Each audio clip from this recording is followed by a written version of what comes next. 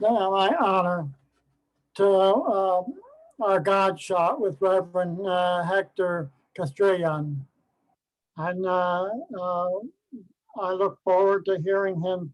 He is always a good speaker and gives that great energy. Welcome, Hector, Reverend Hector. Thank you, Reverend Tom. How is everybody doing? Namaste. Good to see you. So I want to do things a little bit different for me because when I heard the topic about emerging with grace, what came to mind was a joke that somebody told me, and it goes like this. A Zen student goes into a temple and is looking for a master. And the student asks the master, Master, how long will it take me to gain enlightenment if I join the temple? The master says 10 years. And then the student goes like, what about if I work really, really hard and double my effort? And then the teacher says 20 years, my son, right? And this is a silly joke, but there is a lot of truth about this, right? When we struggle, things take longer.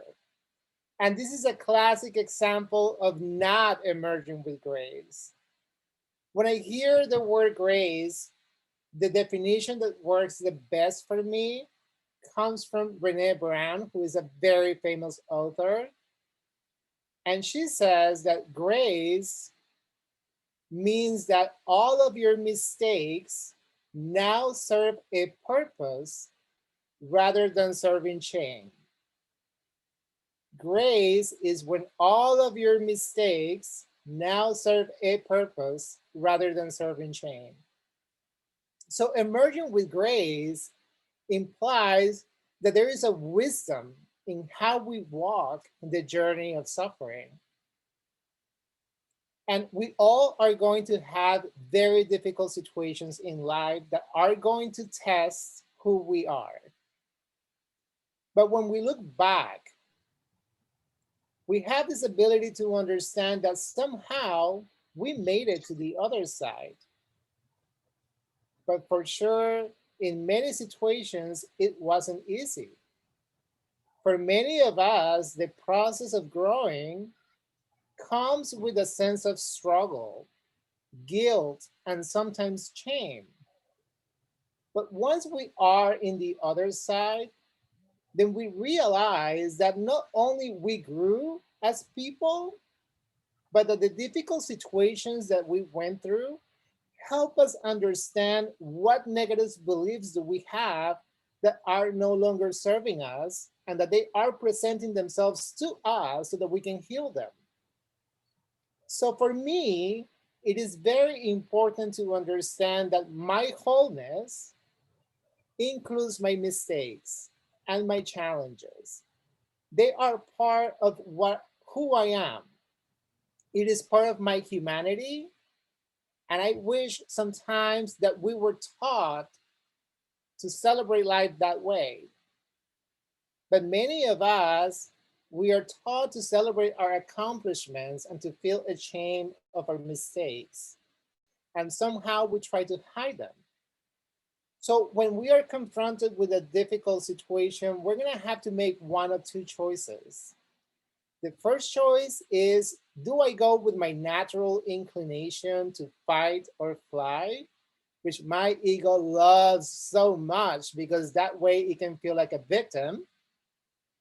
Or do I become vulnerable to the process of suffering and walk that journey in fullness? Knowing that I am sustained by a power that can do everything. And that power is what I call God, right?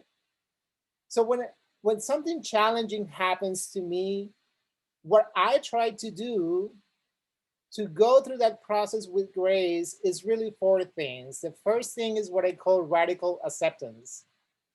Acceptance is the beginning of healing. There cannot be no healing without acceptance. And the opposite of acceptance is denial. And every time that there is denial, there is guilt. And when there is guilt, there is the desire for self punishment. And we are going to struggle. But when I talk about acceptance, I'm not talking about acceptance to remain suffering, right? That will make us a martyr.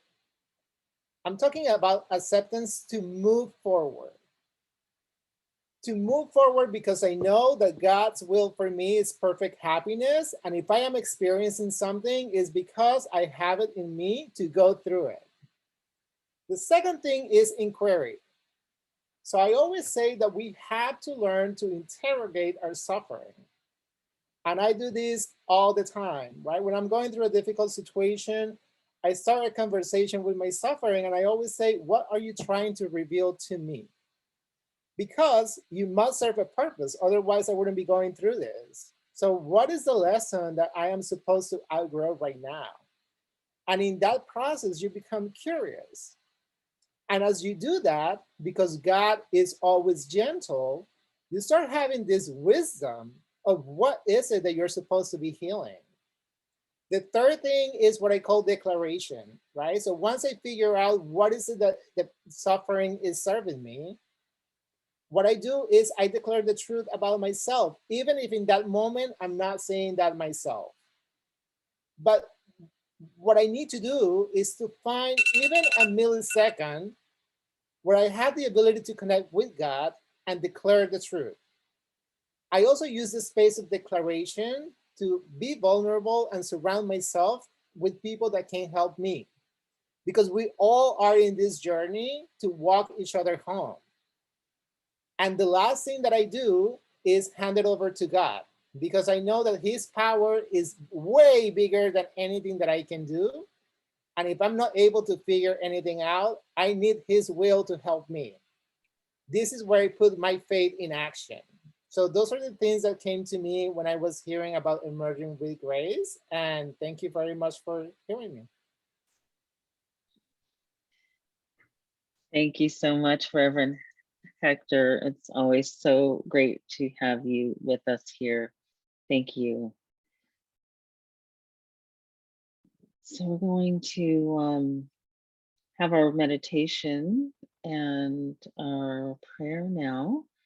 So if you get yourself into a comfortable position,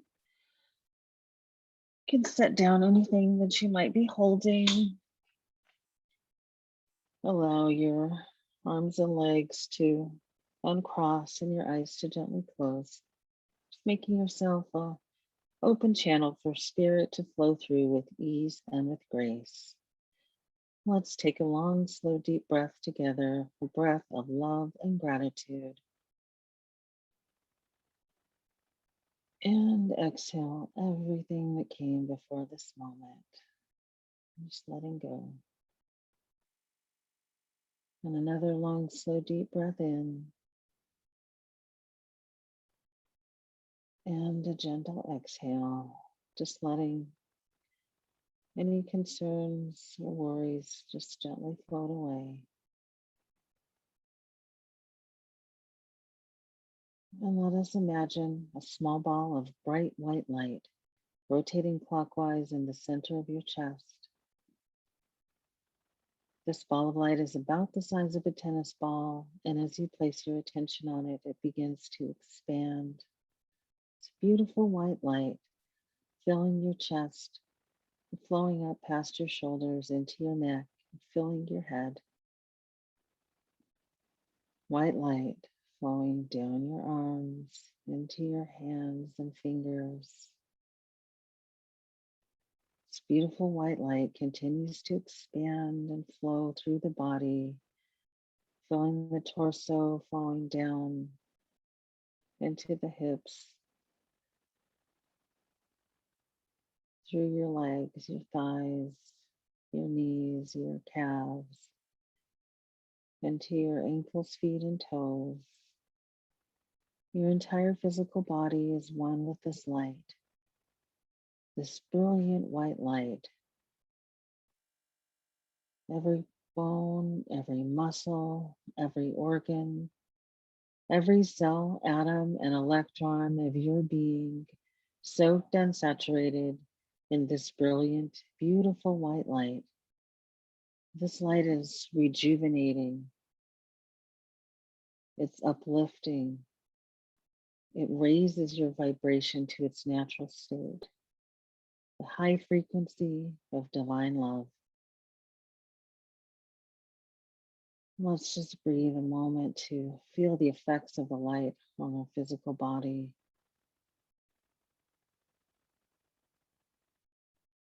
The light continues to expand beyond the body into the auric field, creating an orb 3 feet all around you.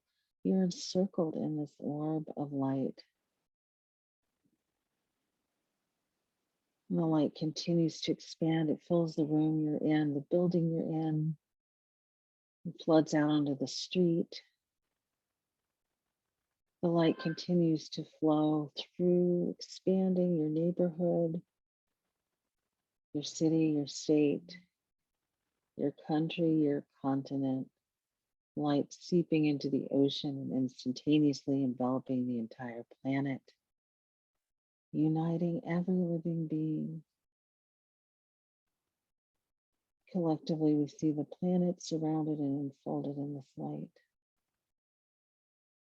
We remember our oneness and perfection in God, our oneness with all of life.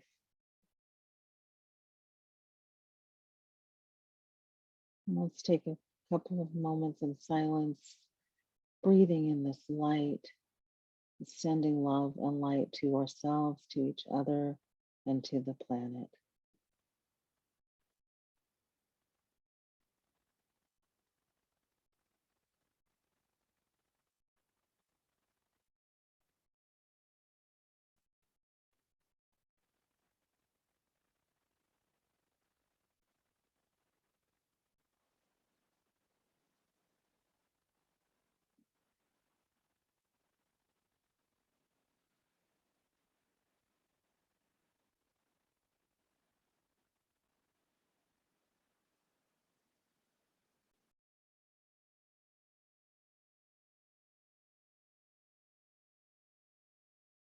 Mother, Father, God, divine love, all that there is. How grateful I am for this moment right here, right now, together with our beloved Inspire spiritual community, our spiritual family. We are so grateful and blessed to have each other and to be able to connect wherever we are, knowing that there's no distance between us.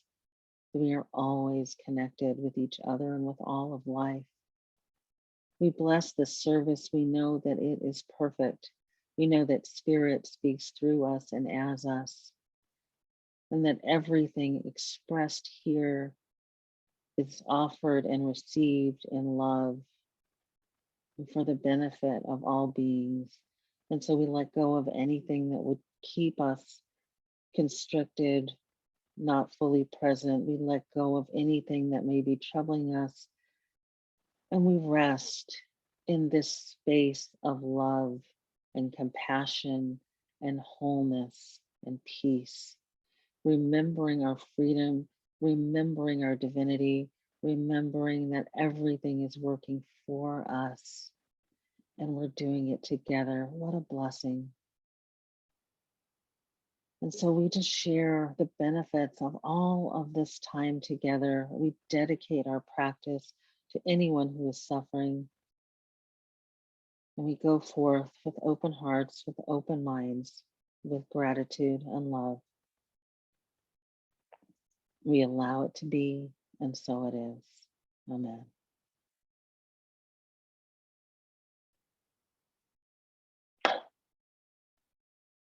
All right.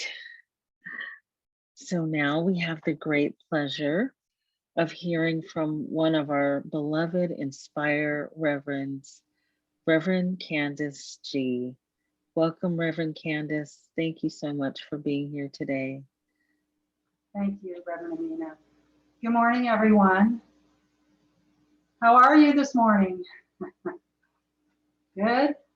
Are you shining and radiating the love of God that you are? I'm seeing some yeses. That's good. I'm so happy to be here this morning, and I just want to begin, by thanking the infinite presence of all good for waking me up another morning to be more than I was yesterday. I think that is the opportunity that each one of us have, but just to take that time with ourselves to just give thanks that you woke up and your heart was beating and your chest was expanding and contracting. What a gift that is, you know, that we often take for granted. So I just want to acknowledge and also to thank Reverend Amina and Reverend Hector, everybody that's here, Reverend Tom, all of you, Casey, the whole family, Reverend Jesse, for just continuing to be the radiant beauty that you are. I love you guys so much. Every time I think about Inspire, it's like it's a rainbow. It's a perennial forever rainbow. And I mean that truly. And I absolutely love this topic. I mean, it lit me up the other day when it lit me up, you know, emerging with grace. Because when we emerge, we move from the state that we're in to a higher state or a more developed state. That's what emergence is. So when we, you know, just by the idea of emerging, we are coming out of a former self into a better, greater version of ourselves, you know, and then grace. And I loved your definition, Reverend Hector, that you quoted with Brene Brown. What a wonderful definition of grace. You know, I know grace as, you know, we say God loves love for humanity. You know, it's an unearned gift. You can't do anything to get it. You can't do anything to get rid of it, although you may not be aware of it. But we are always in grace all of the time. So it is true that whatever mistakes that we've made, whatever guilt or shame or errors that we have, none of that matters to the infinite presence of love. It is always just being what it is. It is always saying, you are my beloved in whom I am well pleased. So once we come to that knowing and that understanding that we're in grace, we don't have to worry or concern over mistakes because we're all going to make them. And in my case, plenty. Every day I make a mistake and every day I have a realization. And so that, you know, is something that each one of us have the opportunity to do, to know that we are, you know, coming out of, and not to say anything is wrong, but to be coming out of a former iteration of ourselves into a greater awareness and a greater expression of love of God. You know, when we do this, we're thinking about the higher nature of our own consciousness, you know, and I've been thinking about this a lot all week because we just came out of a very, very important and consequential trial this past week in which a law enforcement officer was convicted of murder. We all know about this case. I was thinking about what brought, you know, this moment to even the trial. Everything that we all went through last year with having a global pandemic, with having so many people become ill and loss of life, and that's still going on, to a lot of political turmoil. Again, one of the most consequential, you know, elections that we've ever had, and then the denial of the victor, all the way to the Capitol, all the way to all of the killings that have been happening with people of color. I mean, we have all been in a whir up, okay, to expand our awareness, to expand our consciousness of love, of compassion, of kindness, and forgiveness. And what I am excited about when I think about emerging is that love is being amplified right now. Don't be fooled by all of those things that we've gone through, because it has allowed us to see where we really are in consciousness. What are the areas that have some cobwebs on them that we need to kind of dust off and shake off and get back, you know, into where we feel and we know beyond a shadow of a doubt that we are love and expression. And so, you know, for myself, I found myself at different times, different events that happened last year, questioning a lot. I think last year for me was questioning everything, which is a good place to be in, because we're taught, you know, I was taught, you know, from the teachings of Ernest Holmes, to be critical thinkers. Of course, that doesn't mean to be a negative thinker. It means to be, to be curious, to want to know more, to use the God-given faculties, wisdom, discernment, clarity, that's already been given to me to examine what is really happening. And so the moments that I found myself being snagged, I had to remember, and sometimes I didn't, but I had to remember grace, because when you think about the spirit, the presence, life, it is omnipresence.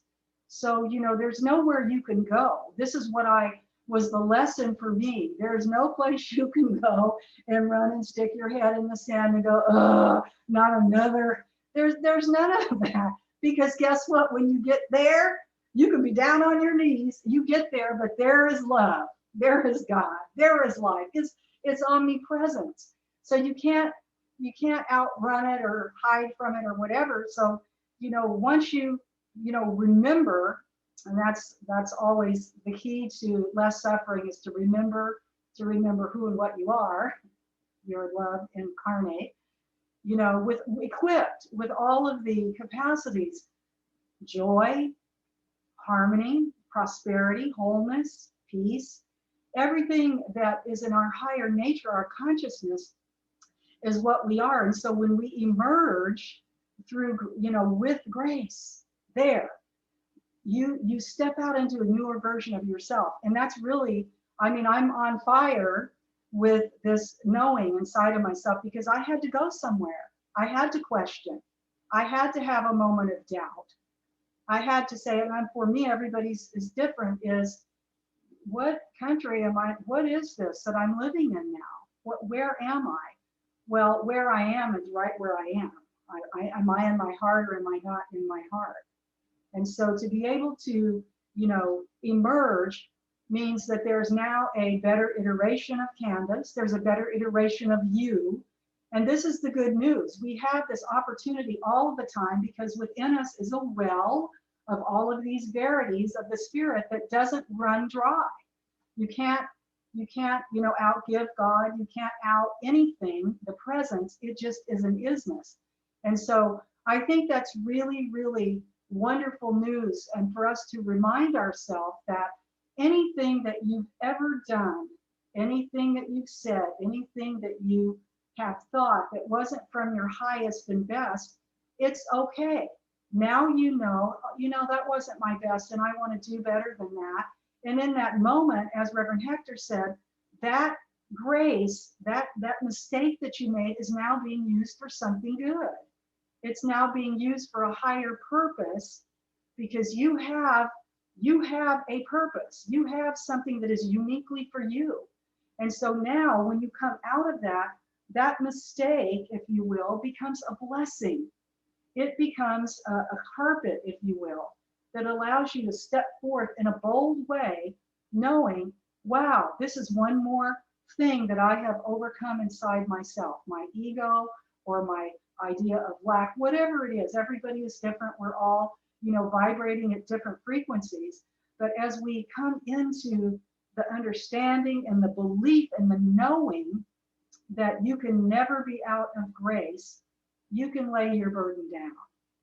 And you can lay it down consciously every single day. You give the heavy lifting over to the spirit and allow it to do that. That's not our job.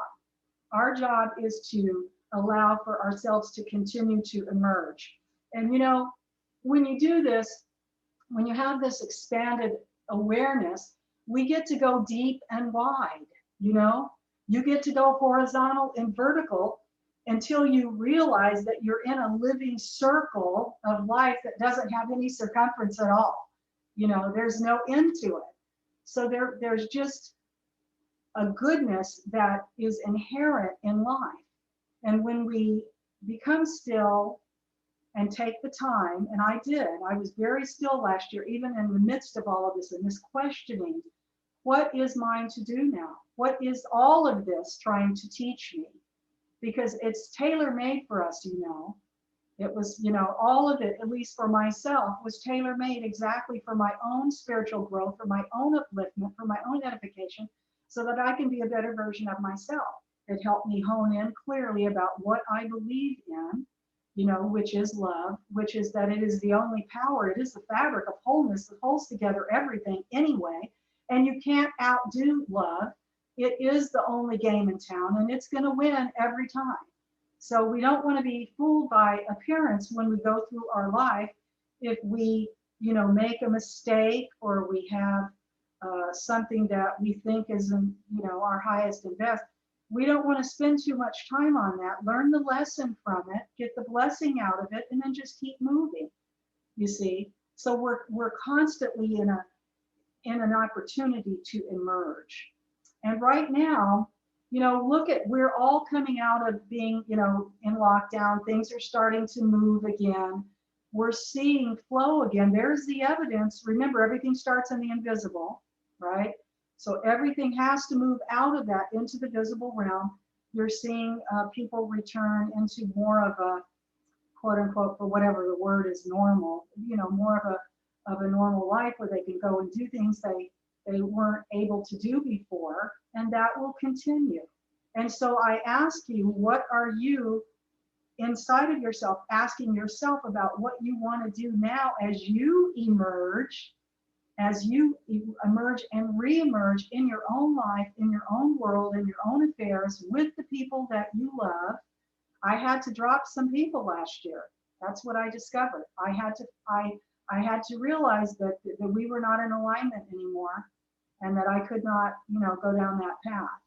Because that path, that other path, the path of woe is me, and I'm a worm of the dust and the wretch undone, and I can't change anything, there's nothing I can do to make it different. All of that is a lie, by the way. And when we go down that, it's like drinking vinegar. You know, it doesn't taste very good. And so we want to not spend time with that and spend time with individuals like that. We want to keep ourselves buoyed up. And so in my own stillness, it allowed me to really look at what is important. And now, as I've been watching things reemerge and the movement that's taking place, and things are slowly starting to change again, what is happening here really?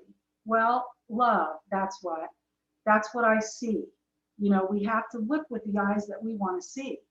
We see all of the upheaval that's going on, but there's love at the nexus of it. It's the impetus of it, you see.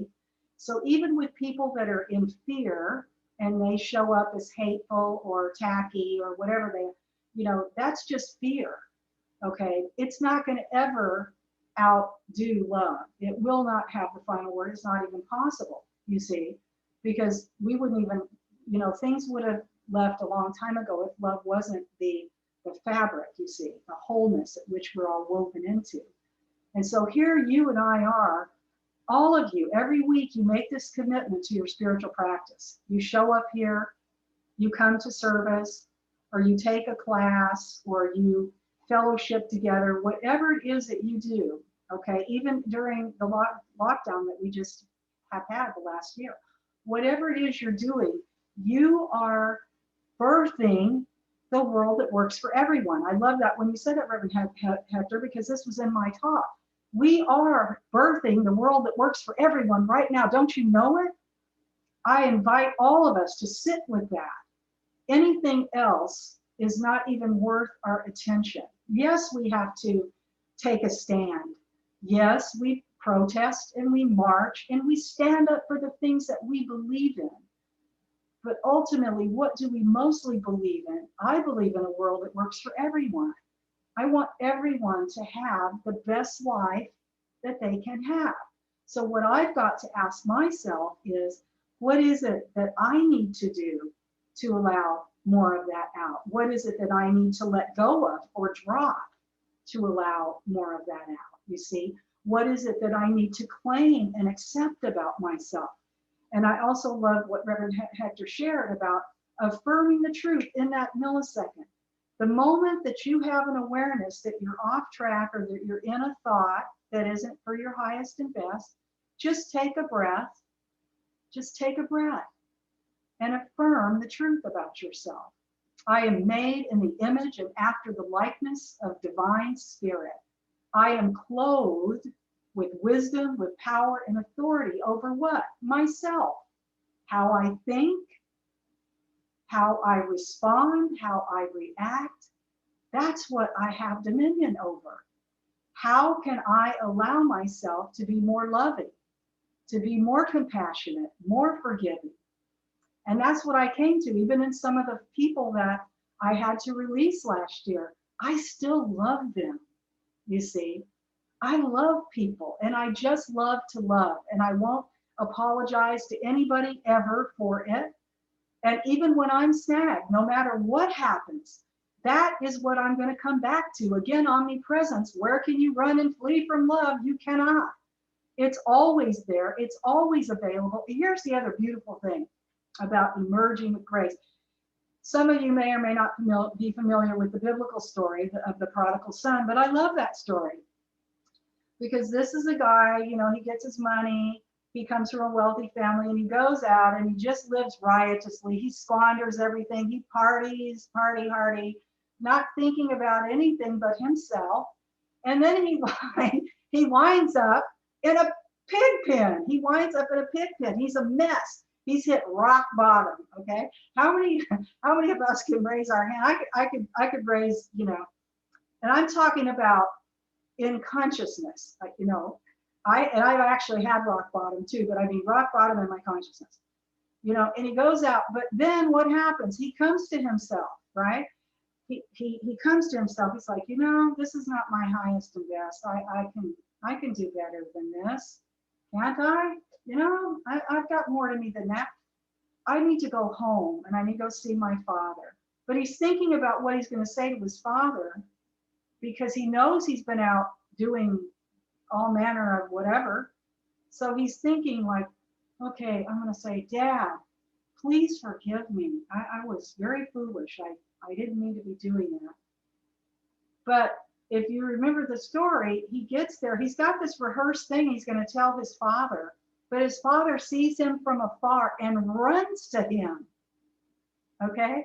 He doesn't give his son any time to give him his candy, anything. He's like, I'm so happy you're home. I'm so happy you're home. You see, that's the spirit. The minute we turn back to love, if we've been out of it, we've been errant, we've been worried, we've been fearful, the minute we turn back to it, it's like, I'm right here. I got you. I got you. Isn't that beautiful? So there isn't any place that we can go. We just continue to emerge and get better.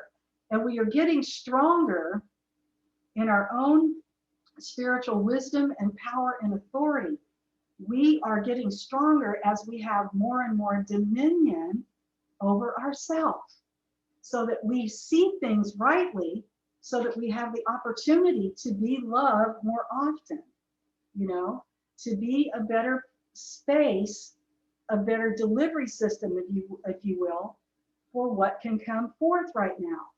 And I love, I mean, even with all of the pain and the tears, all of the marching and the protests that have gone on, I'm so happy about this. I have prayed for this. This is when real change happens, right? It happens through us. We are the change. So you, Inspire, we're midwifing, okay? We're birthing, we're midwifing right now this world that works for everybody. And yeah, there's some labor pains, and some labor pains are like the pits, you know. And you can ask any woman who's had children. My cousin, when she was in labor almost 48 hours, and she had hard labor. And this was a long, long time ago, but I remember it because of the length. So sometimes, you know, the birthing pains are really, really painful, and there's a lot of kicking in there, and there's a lot of, you know, it's what seems like, you know, fluid loss where you feel depleted. But you have to know that the baby is going to emerge. And in our case, this world that does work for everyone. We are re-engaging in many things, you know, globally now that we did prior to the last beloved person that occupied the White House. And we're starting as a society again to kind of revamp, re-emerge. So what is it that we're doing in our individual lives? as you emerge, as you go from one state to a better state, to a higher state, because now you know that grace is all over you. You're walking in a cloak of grace. There is nothing you can do to change that. So we accept it humbly. And how many of us, I have to tell you for myself, I could get on my knees every day at how grace has carried me, has held me in my moments of doubt, in my moments of fear, in my moments of forgetting who I am, in my moments of separation. Anytime that's happened to me, grace has always been there. And when I return to it, when I remember, because I'll be returning just as to remember, when I remember that, it's humbling. It's, I just feel like I want to get down on my knees with humility, that this gift is something that we have all been given so freely, you see, so freely, so easily, so effortlessly. All we must do is receive it. All we must do is say yes to love. Isn't that wonderful? So it doesn't matter, what you do. Don't compare yourself to anyone else. You are emerging with your own light, with your own vibration, with your own gift, your own talents, your own capacities. And so we never want to compare ourselves to other people. In fact, I'd like to just share something that I read. One of my favorite little pamphlet books is The Measure of a Man by Dr. Martin Luther King Jr. We could, use today's vernacular and say the measure of a human. But one of the things he writes in this, he's talking about, your life's purpose, your life's meaning. And he says, no matter how small one thinks their life's work is in terms of the norms of the world and the so-called big jobs, they must realize that their life has cosmic intelligence and cosmic significance if they are serving humanity and doing the will of God, you see. So what this means when you're emerging is the moment that you realize that my life is significant and it has value cosmically. Why? Because I'm serving humanity and I'm doing the will of God. And by the way, serving humanity is the will of God. They're one and the same thing. Being a beneficial presence on the planet consciously, providing love to other people, providing a word, a prayer, a kind word, opening the door for someone, giving a tithe, whatever it is that we do for others, right? We're really doing ultimately for the good of everyone, including ourselves. In fact, we hear the term, it's better to give than to receive. And giving comes first, by the way. But the moment you give, you receive instantly. It's instant. Why? Because you've done something that allows you to feel more expanded. Okay, a greater, version of yourself. And there's a story that also comes to mind in the Bible about the widow. She was out and Jesus was out teaching and doing one of his, with the people. And when they were collecting money, she didn't have any money. She was destitute because she was a widow. She had nothing. She had like 2 pennies. And she put those in. And he said to her, he gave her a shout. And he said, this woman has given the biggest donation today, basically is what he said. And she had the least amount of money. But she did it because she didn't do it because she had all this money. She didn't have any. And she gave from that place of deep humility, that place of deep gratitude, that place of understanding that she had a place. You see, everybody does. So, this cosmic good that is out there everywhere, we are in that. And we are lights. When you look up in the sky and you see those flickering stars, that's what we are.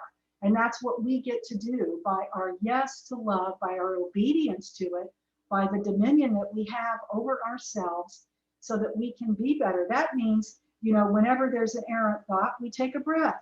We're going to have them. It's okay. It's okay. You fall down, you get up. You fall down, you get up. But it's less. There's less of a sting there. So we get up, we learn from it, and now it gets to be used for something good, which is the blessing.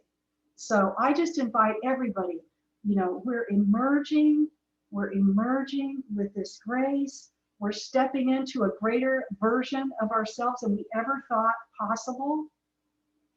And we have grace. And grace will always be there. You can always lean into it and know that you have God's favor. You have love's favor. You have life's favor upon you. And anything else that tells you otherwise, bless it and say, keep on stepping, okay? I am all that it is. It is all that I am. That's the truth. And anything else I'm not even interested in. So we just lay our burdens down. We give it all over to the Spirit. And we just allow our light to shine, to emerge. What a great time it is right now to be alive. It's so good. And I just feel overjoyed to be with you guys this morning because I love you so much and I love to love. And so just keep on, emerge with grace. Allow yourself to make peace with yourself and keep on stepping. Thank you. Thank you, everyone. I love you so much.